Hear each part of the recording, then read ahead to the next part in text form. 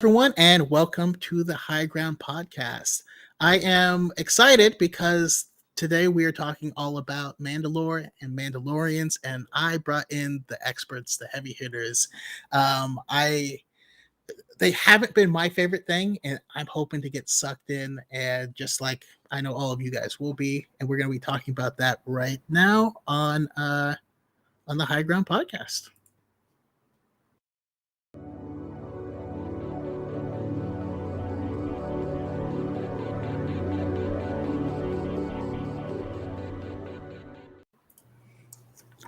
All right. Hello, everyone, and welcome. Um, this feels weird. I'm normally over here, so I'm gonna switch that back. Um, Also, we have just joining us really quick. So let me add them in here. Hello, how's it going? Hi. Good, how are you? Uh, Fantastic. Yep. So we're just getting started. We're just popping in live. We have some awesome people already in the chat. Shout out to Escape Reality Films, Saint Pat, Bruce Greatstorm, Normies to Nerds, Star Wars Lawyer, and Lebo One Kenobi, as well as Nate Wardrip or Officer Dad Gaming. Yep. Hope everyone's doing awesome and excited to come in here and talk Mandalore.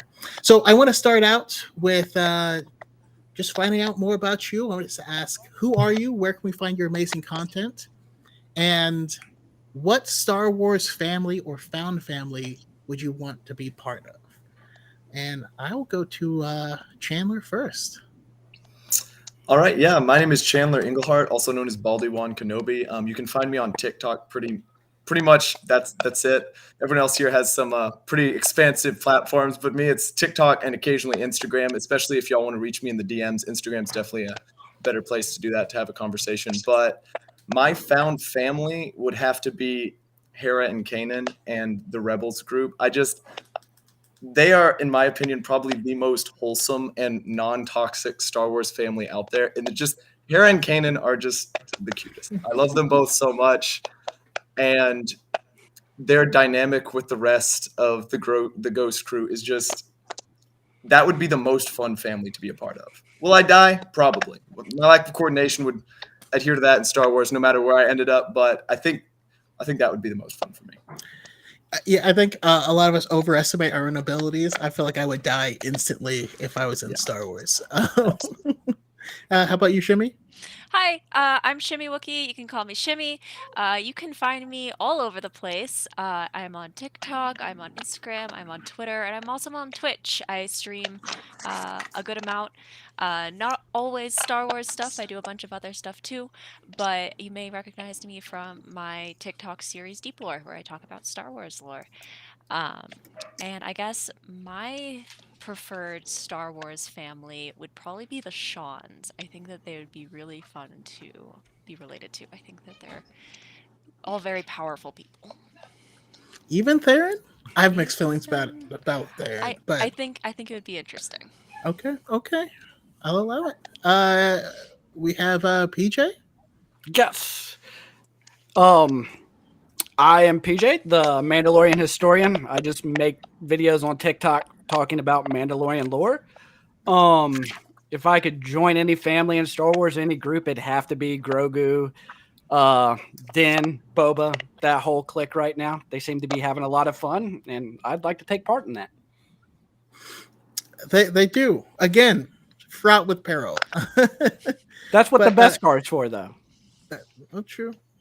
And how about you, Jast? Um, well, you can find me on TikTok. That's basically the only place I'm really active on. Um, and as far as found family, well, the Creases don't really count as a found family, but I'd want to be a part of Clan Crease. I like the drama. Are we the drama? Um, no, that's a great choice. It's full family slash found family. Both are acceptable. Um, what side are you leaning more towards Bo-Katan or Satine? More Satine. I love the new Mandalorians, and they're a mess, but I love them. That's the fun part, right? And yeah, everyone in the chat, I see I see some love for being on part of Din's family. It would be. I mean, he does seem to be a nice space dad. You know, Grogu as your little brother, who's also 50, would be interesting. I can feel it. Also, thank you so much, DePaul, for dropping some love. I really the channel always appreciates it. Thank you so much. Every time. Let's see. Got Nathan Worship saying the Skirata clan as well. Okay, but yeah. So why don't we jump into it? And again, this will be a conversation. I'm going to ask everyone to kind of tell us where your love for Star Wars and stuff comes from. But I call on people to get started, but I'll have you guys kind of roll with it from there. So I'll go to Shimmy first. Where does your love from Star Wars come from? And let's roll in the next question as well. Top 3 Star Wars films. Okay, so I've been a Star Wars fan for a good chunk of my life. It was heavily instilled in me by my dad mostly. Um, what was a big original trilogy fan, so those were always around the house. Anytime they were on TV, we'd be watching them. Um, we watched. I think we wore through a DVD set of the original trilogy. Still will never forgive my brother for vomiting on Return of the Jedi, which brings me into my top 3. Top 3 would probably be Rogue One, number 1, Return of the Jedi, and then the third spot is tricky. I want to say Force Awakens because I saw it like 5 times in theaters, and it was such a wonderful experience to be able to see a Star Wars film in a theater. But also Solo was really good. So, and A New Hope's a classic. That's tricky. That's fair. I'll allow it. I also keep you in mind for my future Solo panel because we need Solo. We need some more Kira. Solo love out there. Yeah. Kira is my favorite Star Wars girl. Awesome. Yeah. How about you, PJ? Well, let's see. I used to watch a lot of the Sci-Fi Channel when I was a kid, and that's pretty much how I discovered the movies. No one in my household was really a big Star Wars fan or anything, so just watching Sci-Fi Channel, they'd pop up on there, old reruns on cable TV. Eventually got a copy of the VHSs and started watching them, and just like the Mandalorians, Boba Fett, don't know why. The guy with no armor or no lines, hardly, just standing there is the one I fascinated on, and it just led me down this path. My favorite movies I like would have to be Empire Strikes Back.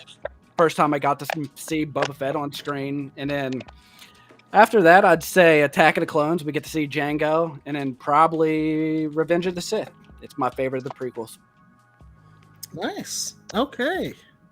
Attack of the Clones love. I always respect it. I fully feel like if Attack of the Clones is your favorite, then you're just a cool person in general, because you have the fortitude. You know what I mean? It was interesting because when you had the Phantom Menace came out, like it was a really big shock for a lot of people. I mean, personally, seen it in theaters, and I walked out. I wouldn't say disappointed. It just wasn't what I expected. And then I think when Attack of the Clones dropped, it just kicked it up to a gear, and I was like, all right, all this makes sense, and everyone kind of got on board. So it's why it's my favorite. No. And hello and goodbye, Julie Christine. You have a wonderful evening. Element 7 says, oh, what a diverse group of rankings. And that's what I love. Whenever I hear people with like wildly different rankings than what I'm used to or familiar with, it makes me want to talk to them more to find out what parts of things that they love. It's not a check it to see if it's the correct rankings, or just matching mine. How about you, Jest? Well, my all-time favorite would probably have to be The Rise of Skywalker, because I saw it in theaters with my dad, and it's the only one he liked. As for what got me into Star Wars, my mom. She saw A New Hope in theaters when she was in elementary school, and she ensured that I grew up with Star Wars. Wise person. Yeah, she's a fandom elder, and so it's Rise of Skywalker, Solo, and then Attack of the Clones is in there at number 3.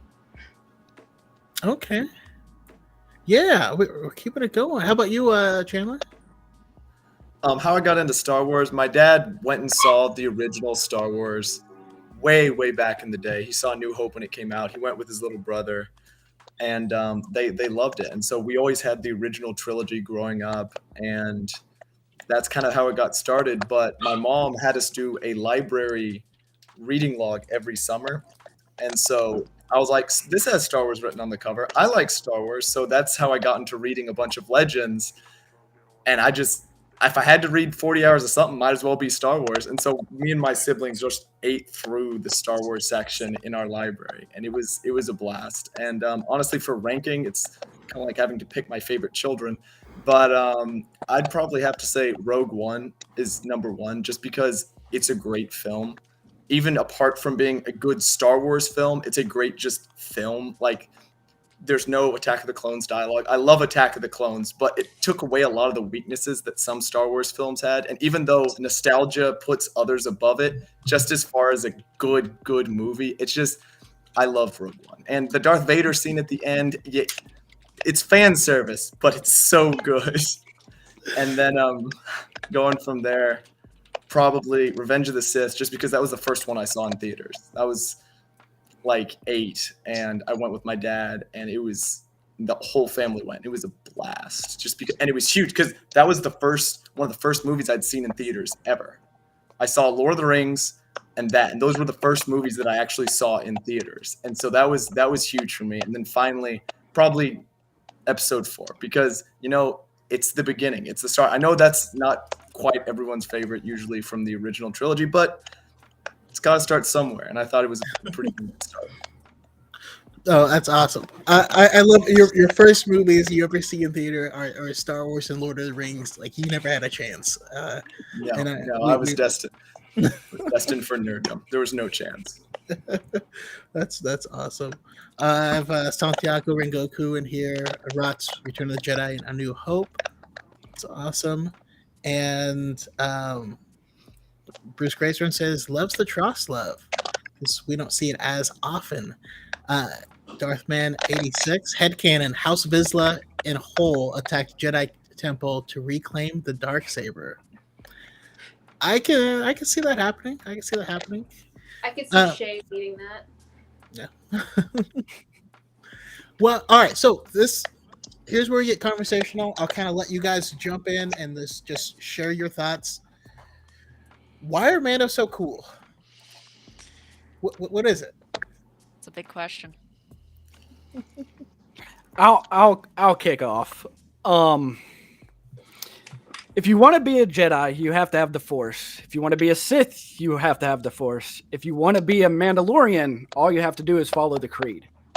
So it's the most approachable to me when I play or do anything Star Wars related. It's just always what appealed to me, because it doesn't matter what you are, who you are, as long as you accept their belief, their honor system, everybody's treated equal and anybody can join with no stipulations attached. It's just always been a huge draw to it for me.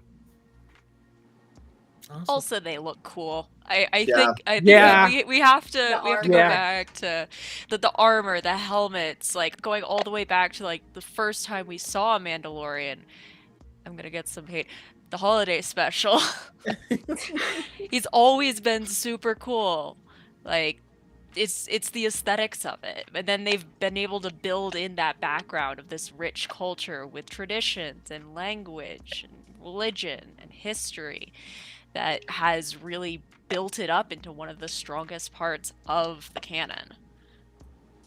I definitely agree. They've built so much off of so little. Like, obviously they were put in there originally, but then the amount that the nerds just swarmed over this one character with a cool hat and 3 lines, and built not just one religion, but sets of religion, different cultures, different planets that they'd invaded, thousands of years of history because the guy had a cool hat. That's what kicks it off for me. It's so unnecessary. And yet they're like, I choose this one. This hat is the one that's going to kick off 1,000 nerds on their journeys. And it's still going. fitting for Mandalorian dramatics. I think it's also like the different amount of stories that you can tell with like the exact same thing. It's like you can tell religious stories, you can tell a love story, you can tell a war story, just all this different stuff. Yeah. Can y'all hear me? Yeah. Oh, Yes. Yes. No, I was just Sorry. letting I don't that have a wash over me. No. Darthman86 says it's the American dream. Weapons are part of our religion.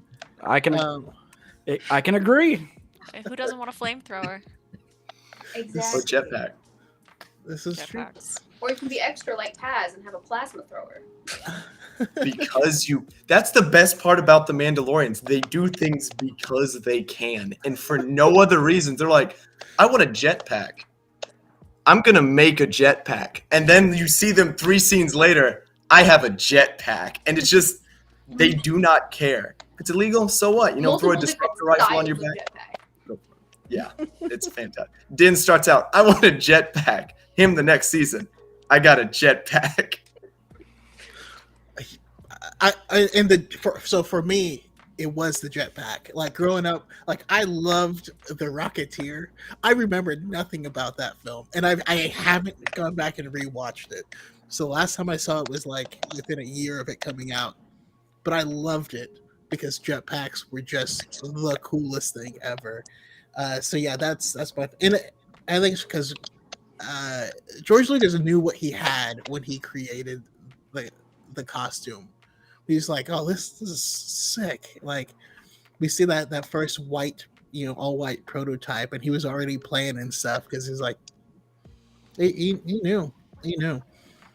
But I also love how the community is, where if there is no information, people will create stories, and yeah, I think that is one of the strengths of the Star Wars community. I feel like there's been Mando OCs as long as there's been Jedi and Sith OCs, just because people want to be that cool person in the helmet, and anyone can wear a helmet. So it's a very diverse and accepting corner of the fandom.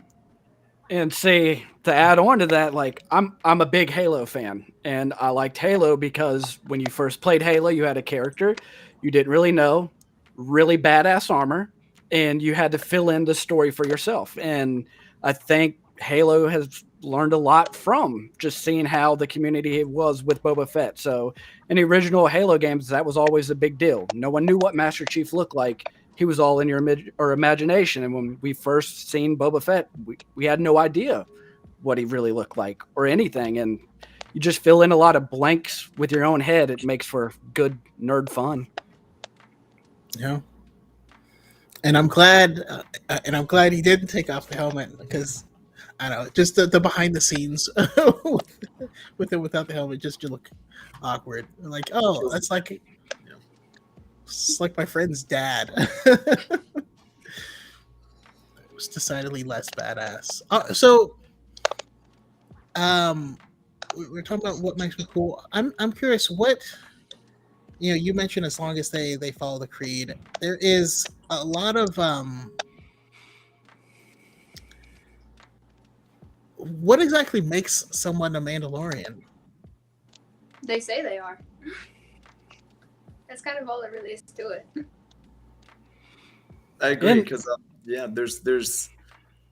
there's obviously a lot of very, very conflicting Mandalorian ideas. Everything from Satine all the way to Death Watch, and a lot more in between. And they're all Mandalorians because that's what they ascribe to. They're like, hey, I'm a Mandalorian. I'm part of this. And it doesn't matter. And even though they're like, oh, they're not real Mandalorians, we're the true Mandalorians and all that stuff. They all are Mandalorians because that's what they all claim to want to protect, and that's what they're going for. They say they are. I think that Jazz put that really well. It's because you are. No, people can have differing ideas of how they want to protect the same thing, but still love it all the same. And I think that's also partially represents the Star Wars community as a whole. Nate Wardrop says, for me, it's the family bond. Willing to go into harm's way to protect your family hits a chord with me. As a father and husband, I'll do anything to keep them safe. I can agree with that. As a father myself, yeah, it's part of the appeal. It's the family connection. And when you get into what it is to be a Mandalorian, like currently in canon, we don't really know. We've seen multiple opinions on what it is to be a Mandalorian, and I think Mandalorian season 3 will finally get some of those answers. But if you look into Legends, it's very simple. It was be a family, protect your tribe, protect each other. And then it was just, I don't know off the top of my head, but that's pretty much the basis of it. And from there, it grew. Just you are a Mandalorian. Anyone else is a Mandalorian you take care of. You fight together, you die together, basically. And it's real appealing to a lot of people. It's that sense of like building your own family. I really identify with that, you know. I had to build my own. And so it strikes a chord in me because of that. Yeah. It's like Yeah. sociologically, it's a very common trope through media of all types, not just sci-fi, not just Star Wars, is of that found family, of that, you know, tribalism and finding a group to defend and protect while staying safe. Yeah, I mean they kind of take the found family trope but turn it into like an actual structured family unit, which I think is really cool. But yeah, we already started, to get into the Mandalorians in Legends a bit. Now, I've read a crap ton of Legends, but the Mandalorians were not my cup of tea. So I do have some blind spots and blank spots that I want to hear about. I want some reading recommendations. Favorite characters. Like what in Legends really strikes a chord with you with the Mandalorians. I'll go to Chandler first. All right.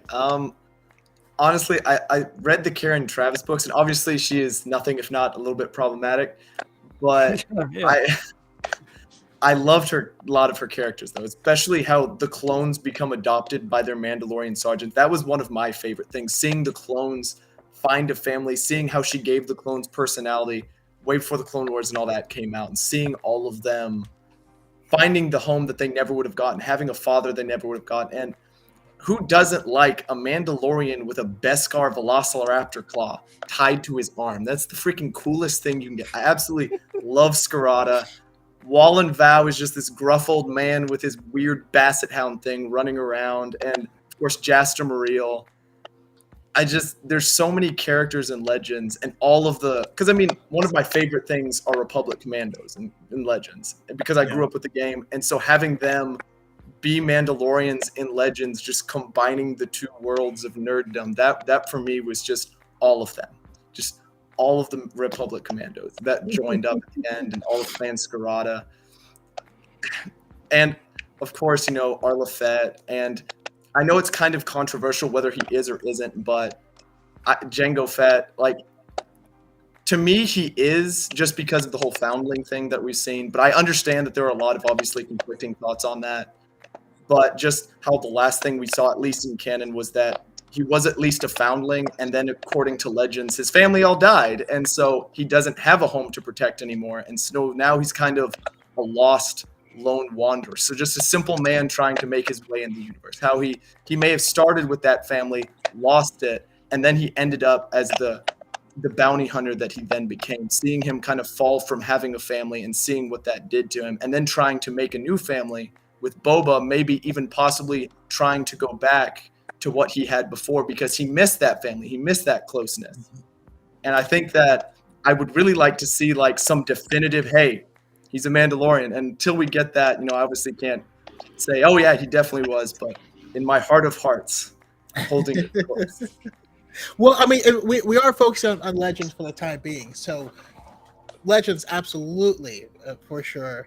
And which actually brought about some of my favorite stuff with Boba as well. But who wants to go next? I guess I can. So like you, I'm not I'm going to say Mandalorian expert. I prefer to view lore holistically as like a whole picture, but most of my Mando lore that I'm familiar with and I really have enjoyed is related to the KOTOR series and that corner of Legends. The KOTORs are some of my favorite video games of all times.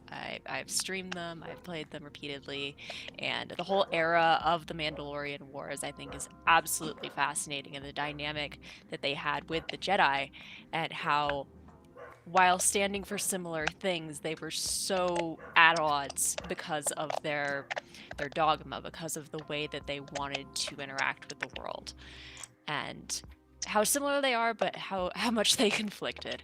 I think that's one of my favorite parts about Mandalorian lore, in particular with Legends.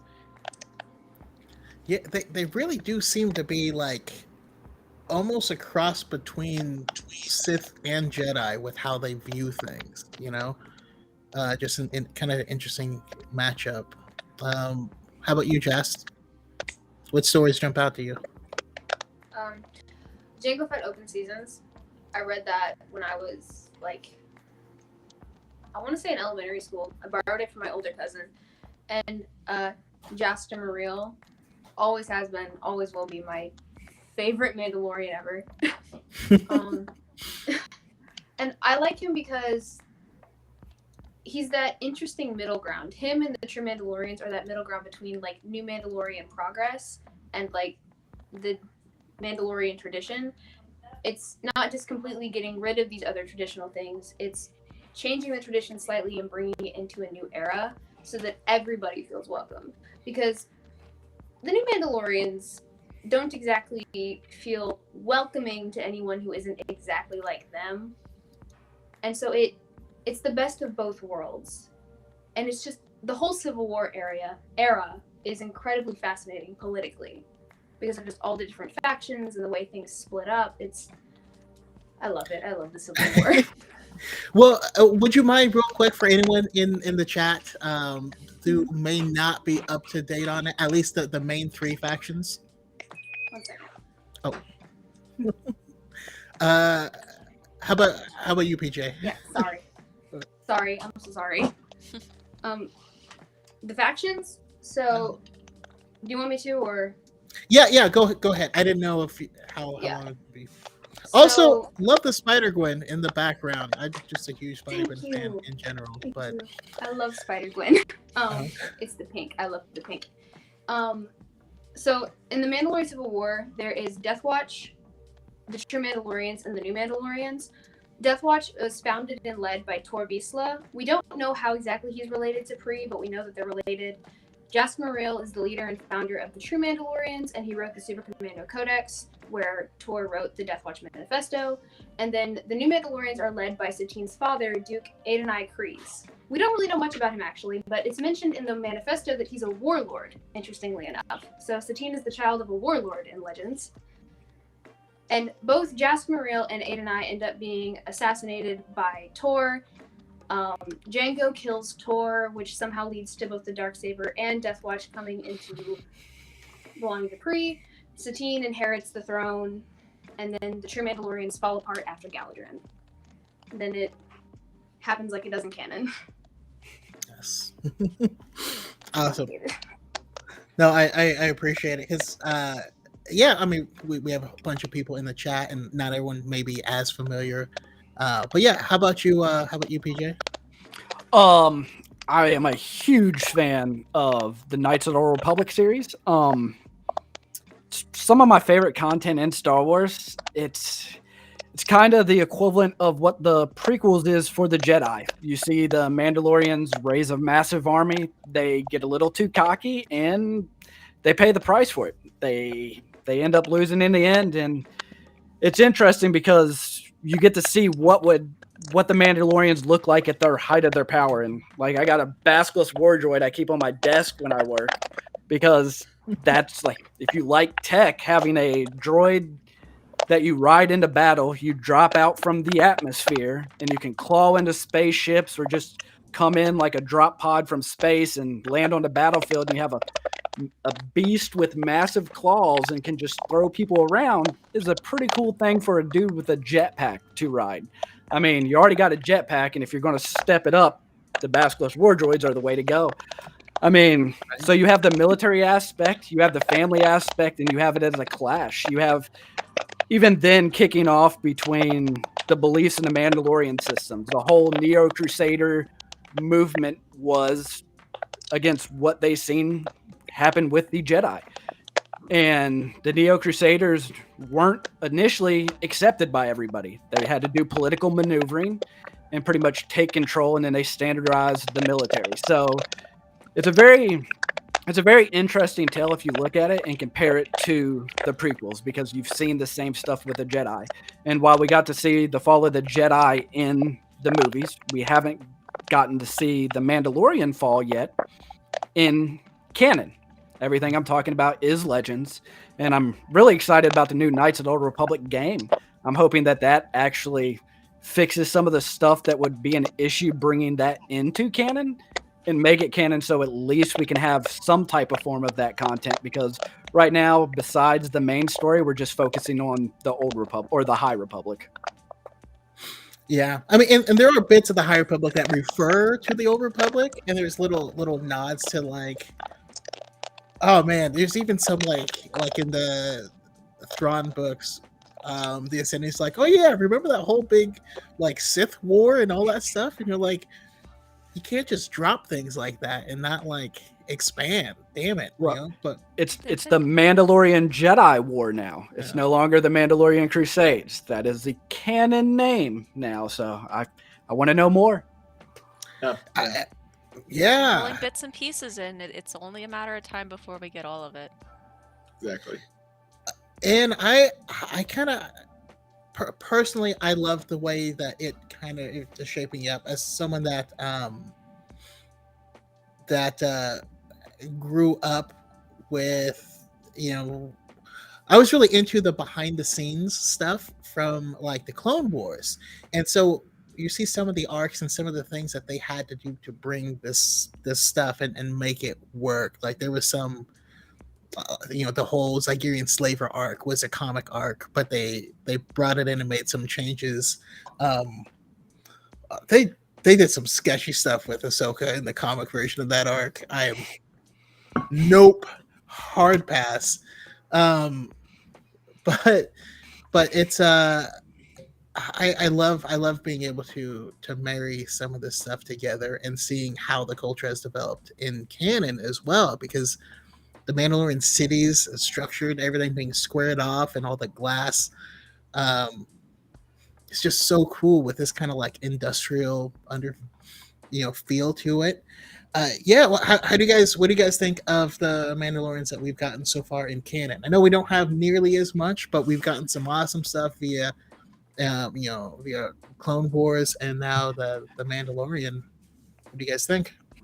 Well, I was a real big fan of the Republic Commando series, like Chandler had mentioned. I'm a huge fan because around the time Knights of the Republic come out, we also got Star Wars Republic Commando, which is probably one of my favorite first-person shooters of all time.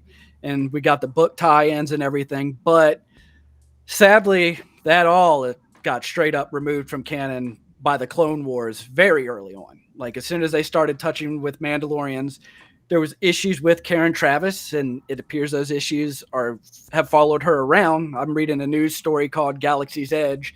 She was writing some backstory, kind of like she did for Star Wars for that story, and once again, creative differences, she's no longer part of the team.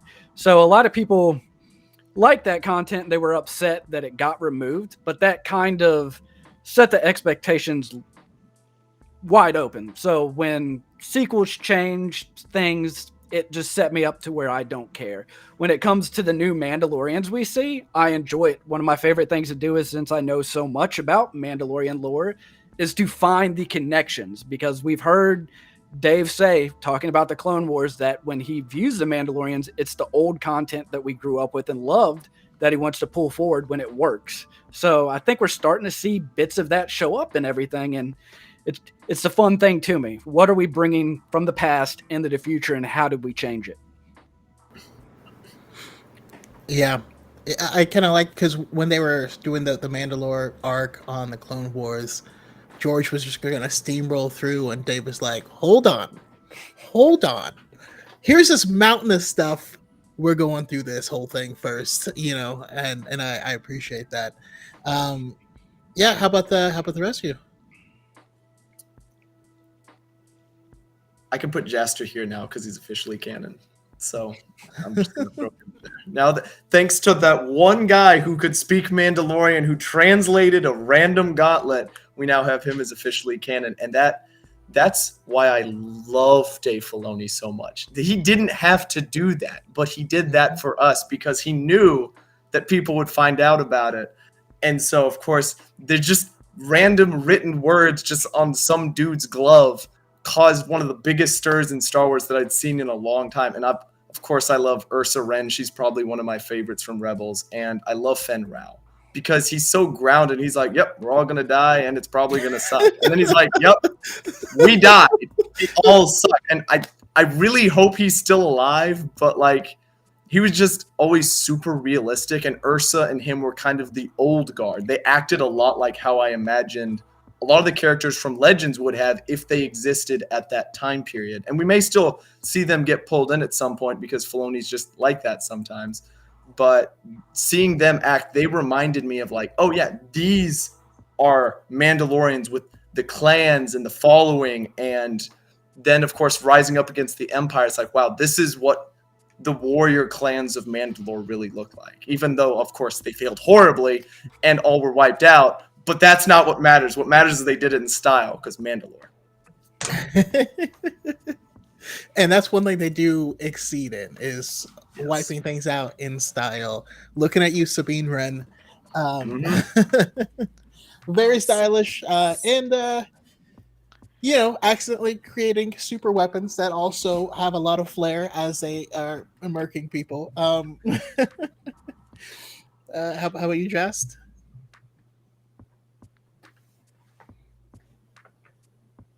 Oh, I can't hear you right. Yeah, I think you're muted right now.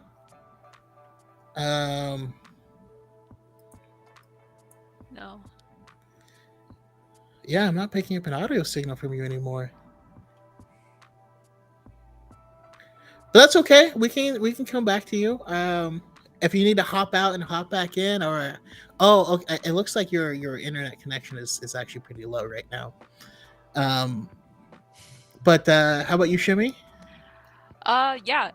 So I think one of my favorite parts of just Mandalorians in general that's been brought into the lore recently has definitely been the watch and the armor. I think she is the coolest character. I've wanted to cosplay her, but I haven't had the funds to do that. I think she is such a neat character and such like a pure form of a Mandalorian in a canon setting, which is super cool.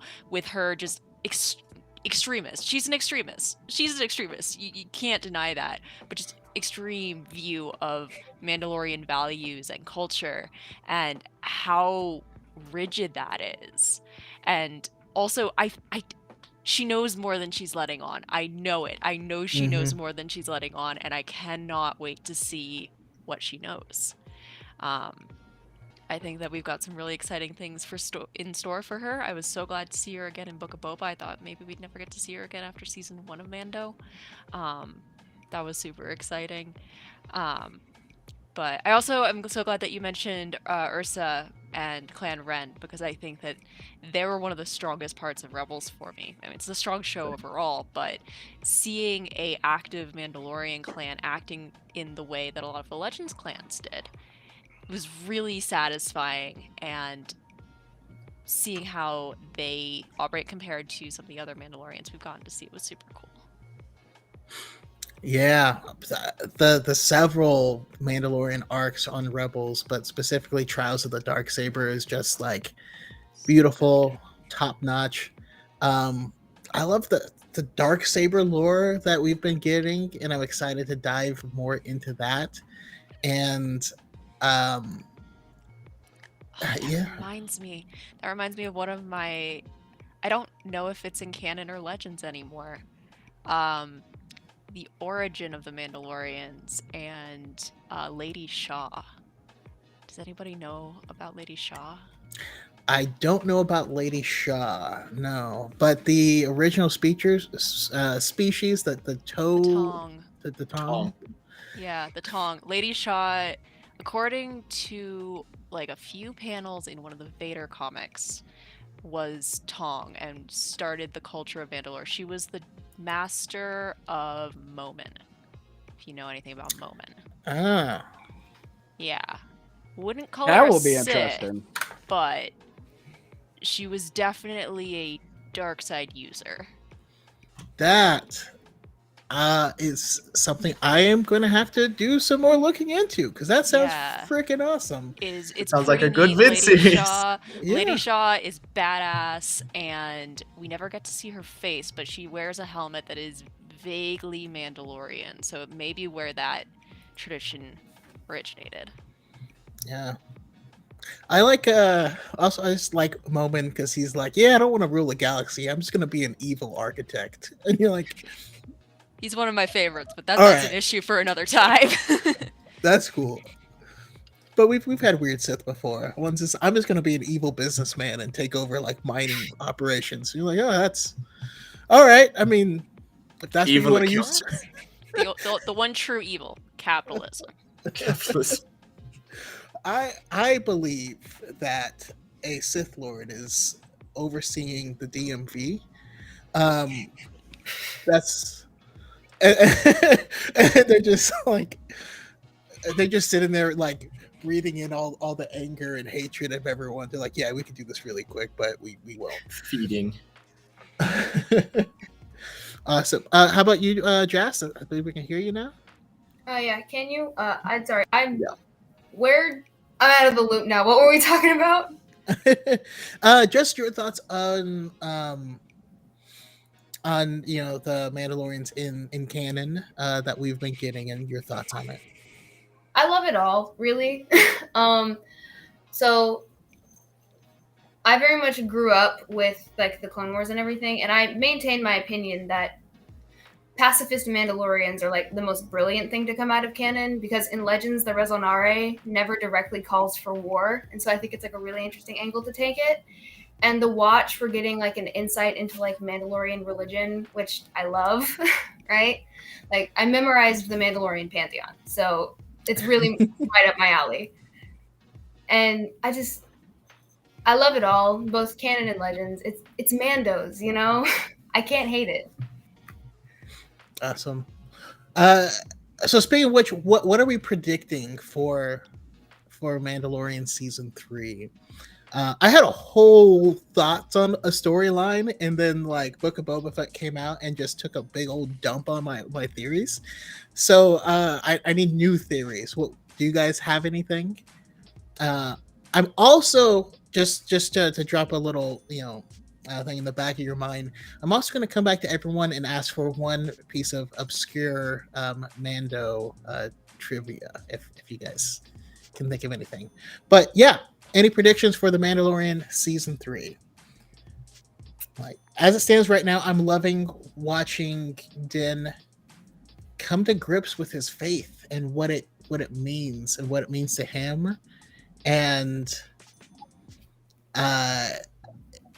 because he's got to follow his own path. And my favorite episode of The Mandalorian so far is the one with him and Migs Mayfield in season 2, where Mayfield is asking questions that he's never thought of. Is it that you can't take off the helmet, or that no one can see your face? Like those aren't the same thing. And are you willing to compromise those things for your heart or whatnot? And now we have to see him kind of come to grips with this. So I'm excited to hear more of that. But yeah, what are you guys looking forward to for Mando season 3?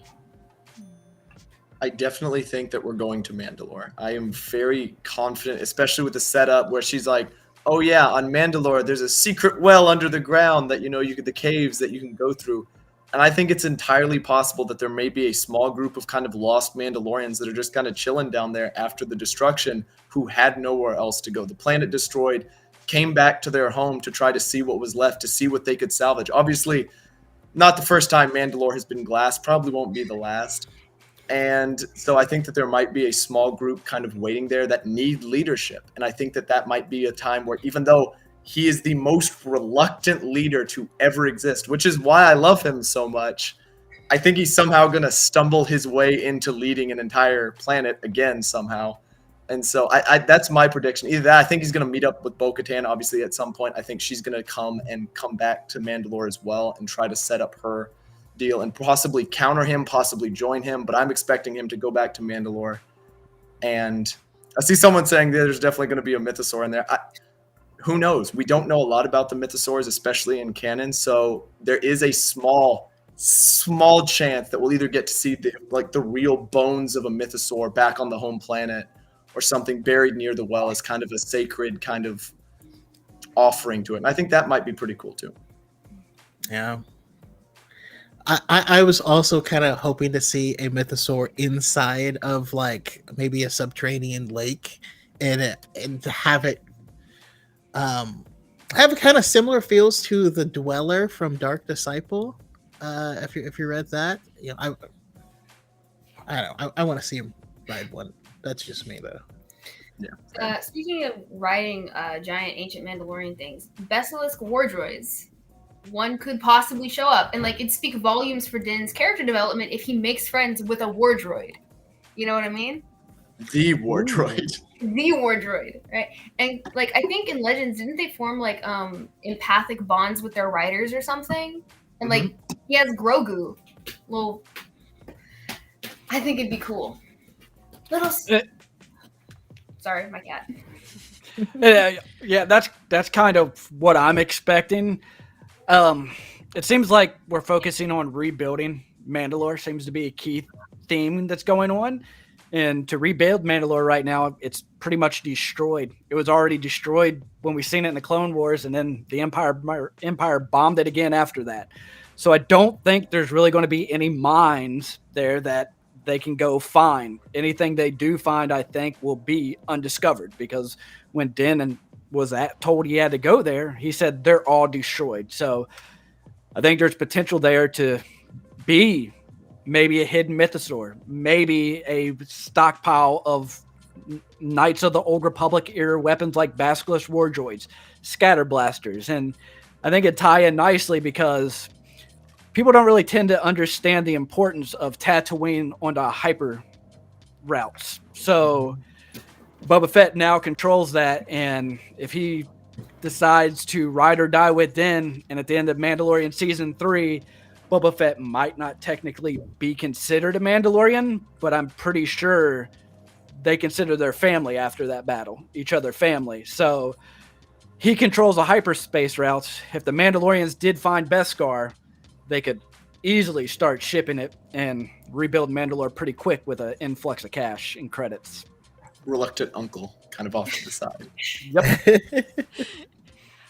I think that Season 3 is going to be based heavily around Din playing Pokemon Trainer and collecting the remaining clans. I think he's gonna catch them all and find representatives or dignitaries of whatever remaining sects of Mandalorians there are in the galaxy. So we've already got Clan Fett. I feel like he's already got Clan Kryze. He's going to probably interact with Clan Ren one way or another because of already the tie-ins with Ahsoka and Sabine, Sabine. I think that we're going to get that, and I want to see if they'll possibly bring in some of the Legends materials of the clans that Boba Fett's Legends wife came from, where they were pretty much just Mandalorian shield maidens. I think that would be super cool. And I think that he's going to have to do a bit of that before he gets to Mandalore. I also think Grogu's going to say a word. Like that is my big prediction for Season 3, is that he has been getting closer and closer to cohesive speech. I think we're going to get a word. Dada. All I need. Buir or something like that. And he's growing quick. Every time we see him, like, you don't notice because he's so small, but if you compare it to the last season, he's about doubling in size almost every season. So walk, he can do things. He's making more noises. He's vocalizing. He's very competent. He's time for the things. Time for the teenage Groot age, basically. I just appreciated watching Luke like making him float along, because I always laugh just like because he walks so slowly, but he's always keeping up, and you're like every time the camera pans away, he's like, "Wah!" That's kind of how I picture it in my head. No, that'll be awesome. All right, so there's one thing I do want to see, and it's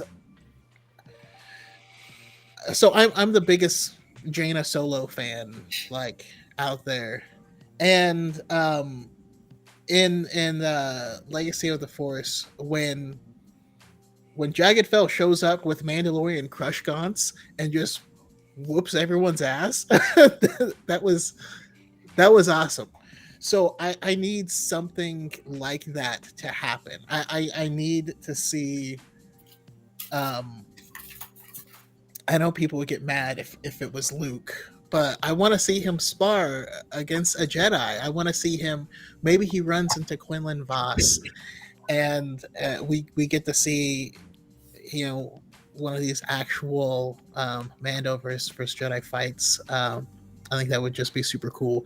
And another thing I'm really hoping for more of is I keep forgetting his name, but Giancarlo, his character, Moff Gideon.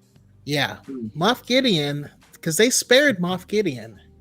Moff Gideon knows a lot about what happened previously and why, the true reason of why the Empire was on Mandalore, and he knows a lot about them because he studied everything about their culture. And I think he would be a really interesting person to keep in the mix and have them have to be like reluctant allies. You think there's still somewhat of a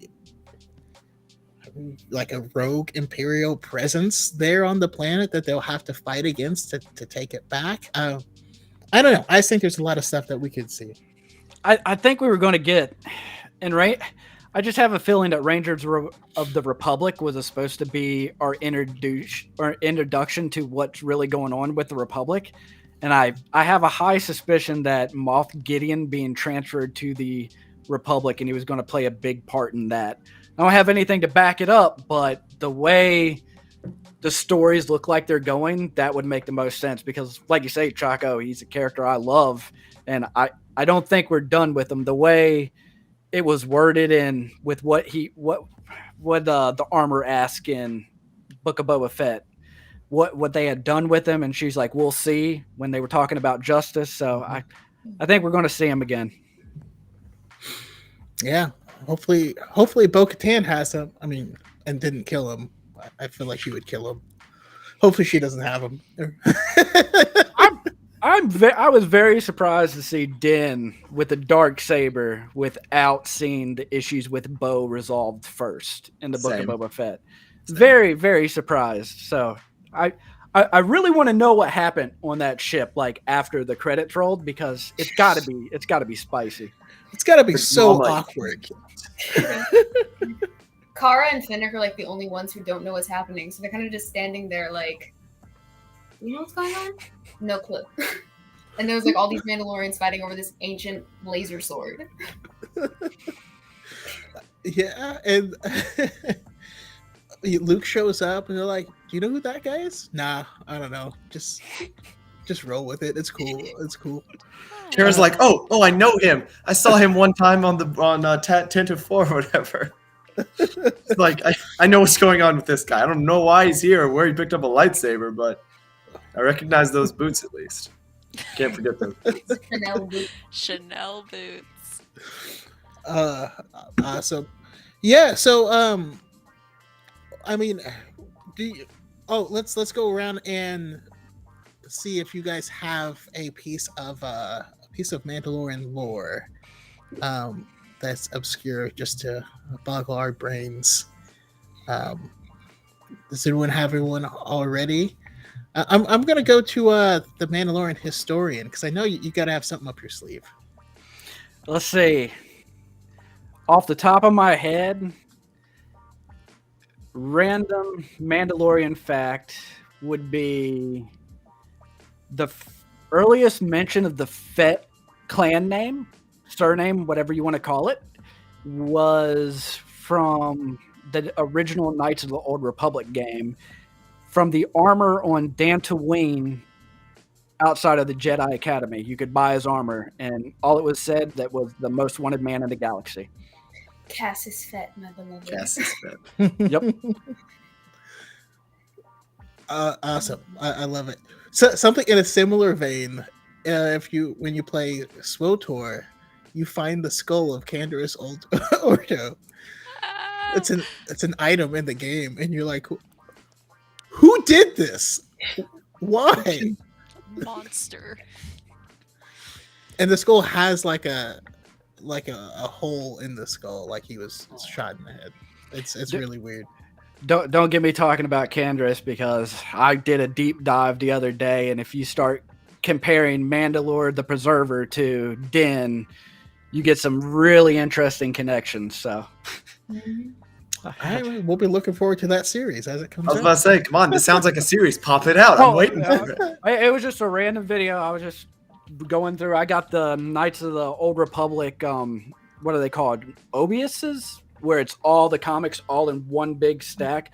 It was about $90, but I had singles and graphic novels. But it's so nice to have it in one book. And I was just sitting there thinking, I was like, wait a second. You know who else didn't want to be the Mandalorian leader after the Mandalorians were destroyed?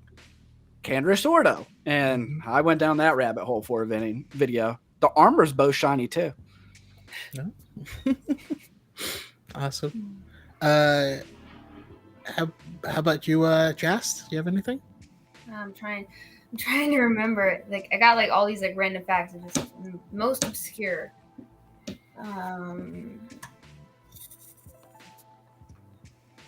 From canon or legends? Both? Either one. Both, either. I know you got a bunch of these in your pocket, I know. but that's okay. We can come back if you like. You got me thinking about Cassis Fett. This is technically kind of lore, but I don't know. It's about his inspiration. The speech that he gives at Tarsus, right, was actually based off of a real speech made by General Stephen W. Kearny during the Mexican-American War to the people of New Mexico. Like, the inspiration of that speech is from a real speech made by a real guy in the Coda comics. That's cool. Kind of lore, kind of not. No, I love those types of connections. How about you, Chandler? One of my favorite things, it's kind of Mandalorian-ish, but how the Sith Juggernaut specifically end up with a bunch of Beskar. In Legends, the Path of the Sith, I think it is. There's you can find it in there. In the Sith Juggernaut class, one of their modes of armor, one of their ways of defense is, they've got Beskar armor, and they don't explain at all. It says from a previous conflict. So at some point, the Sith and the Mandalorians went at it, and just clearly the Sith at least took some down and managed to bring their armor back as trophies, melted it down, and turned it into armor for their Juggernaut. So at some point, the Sith learned the secret methods to remold Beskar and make it into their. And honestly, that's terrifying. I can't imagine a Sith in full Beskar charging straight at me. That's especially as like a little public trooper just sitting there with your little blaster. Not only do you not hit him, but now it won't matter even if you do hit him. It's just glorious, It's what the Mandalorian did. It just reminds me of Darth Bane in the when he had the Orbalisk armor, and he's fighting the Jedi, and like they finally make it through his defenses and like hit him, and it does nothing, and he just backhands the lightsaber, and they're like, "You can't do that! Like, that's not fair." It's awesome. Also, deploy the likes. Anyone, all the likes and things on the video always do help. So, if you're watching, please leave a like. We appreciate it. How about you, Shimmy? I've already shared my exciting possible connections with Momin. I feel like my other interesting Mandalorian related stuff, if we're operating off of the assumption that Beskar is Force null, which is legends, but not canon. The coffin that they stick Darth Maul in, or Maul, just Maul, at the end of season 7. My personal headcanon, I suppose, is that is from the Jedi Mandalorian Wars from the Old Republic. It was used to imprison Jedi, and I think it's Momentech, but I also think everything is Momentech because he's my favorite Star Wars boogeyman, and I think he's always pulling all the strings. So that's kind of my favorite, or my fun tidbit. No, I like it. Would make sense, and he did not have a way out of there. So for me, I don't have any cool facts, but one thing that I am curious about is, so we know we got to meet Rook Cast, from Clan Cast, and it just makes me curious about Jodo. Are they making Jodo like?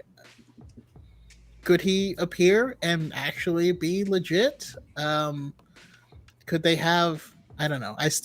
Part of me still hopes that we're gonna see Jodo Cast running around in a copy of Boba's armor, and we get a little bit of a twin engine of this destruction action going on, because I just love that comic. It just makes me very, very happy. But awesome. No, I appreciate everyone coming and giving you this, this context and this little dive here on Mandalorians.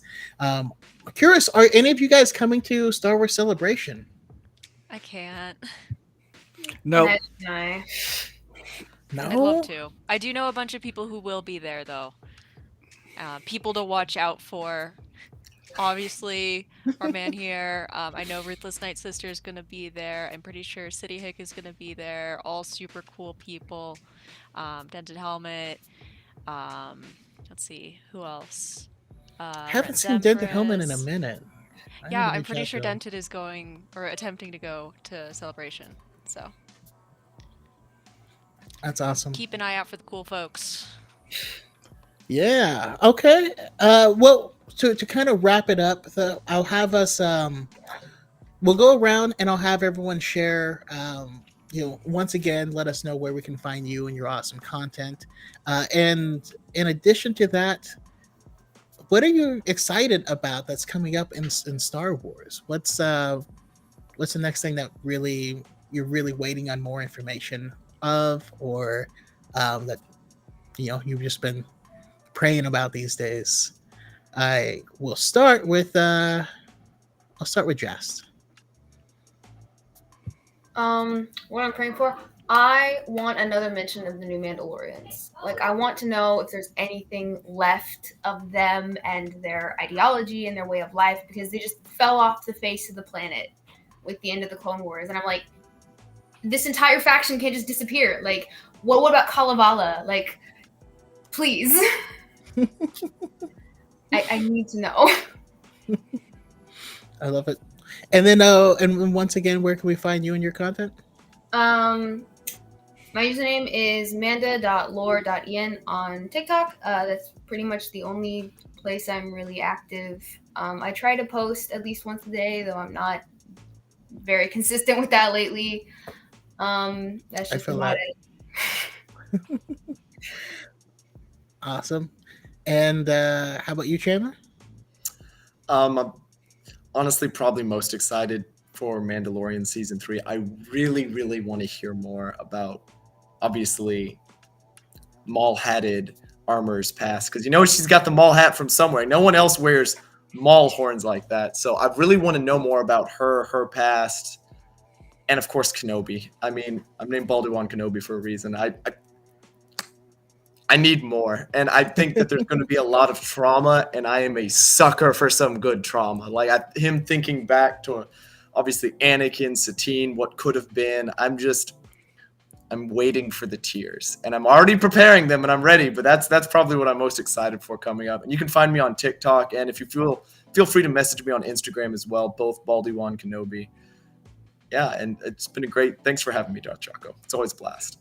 Yeah, thank you so much for coming out. And I've always loved your content and your appreciation for like getting down to the bottom of the actual lore.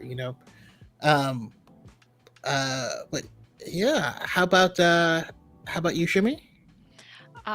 I am super, super excited for Kenobi as well. I love Ewan McGregor. I think he's going to do a fantastic job. I'm waiting to hear more about Bad Batch Season 2. I know it's been pushed off, and I want to know what happens mostly with Omega, because she's a fantastic character, and who knows, maybe she'll tie into some of the new stuff. I'm also looking forward to the Ahsoka series. Live action Thrawn, live action Ezra. Let's go. Let's do it. Because Rebels is wildly underappreciated for how much it brought into the lore. So those are the things that I'm really looking forward to. If you want to see more of my stuff, I guess, I am Shimmy Wookie. Pretty much everywhere. I'm on Instagram and TikTok and Twitter and Twitch, and I stream. I try to stream 4 nights a week. I'm hoping to get the Lego Skywalker Saga and get started on that because it looks Nice. amazing. Yes. I was watching City Hicks stream it last night, and it is absolutely gorgeous. Yeah, it's a lot of fun. I also need to know: do we have any members of Crimson Dawn in the Mandalorian factions? So if you read Crimson Reign, you see that Crimson Dawn has infiltrated pretty much everything everywhere, every organization. They're in the Empire. I need to have some Mandalorian faction somewhere where they start flipping, their little Crimson Dawn gang signs, because people, and I think that the Mandalorians have the most reason to be part of it, because when Crimson Dawn gets kind of retooled, it's because they realize that the Sith are the biggest threat in the galaxy, and their whole goal is we're going to take down the Sith. That's Crimson Dawn's thing. And who better to do that than people that worked directly with Maul or had that experience? Because I assume he was not the best manager. There was probably HR issues, and I'm just saying. But how about you, PJ? I just want more content. I think this year's great. I think we got a bunch of great TV shows coming out. I'm looking forward to Kenobi, the Ahsoka series. I want to see how that connects into the new overarching story they're doing with all the TV shows that take place in the time period. So I'm really looking forward to that. But man, a movie. I want a movie bad, like where the community, everyone went through a rough patch. I think we're in a better place. I think we're back to being where Star Wars should be. And I think to take it to the next level, it's time to start dropping movies to fill in some of these gaps when we don't have a TV show to watch. I mean, I'm greedy, but I want us to be where Marvel is. And one thing Marvel complains about not getting a trailer for a series within a couple months. And for a while there, we didn't know what was coming. So I just want more, man. That's all. Yeah, Star Wars has been dropping the trailer like a month before, and like, all right, go, and you're like, oh, I wasn't prepared. Yeah, and we do need to get back into the movie theater. I fully agree. Well, awesome. Yeah, thank you guys once again. Thank you so much for coming out and being part of this. I will welcome each and every one of you guys back on for another topic. If there's things you guys do want to talk about, let me know so I know what episodes to bring people in on. But yeah, once again, thank you. Thank everyone in the chat. I have Nathan Wardrip who's getting hyped for Andor, which I can't wait to find out more things from the viewpoint of a former separatist. I think that's super cool. We got Element 7 in the chat. Escape Reality Films, St. Pat, Luke from Padawan's podcast. Did I already grab out Bruce Greatstorm? Anyways, we have an awesome group of people here. Thank you guys so much for hanging out with us. We appreciate it, and may the force be with you.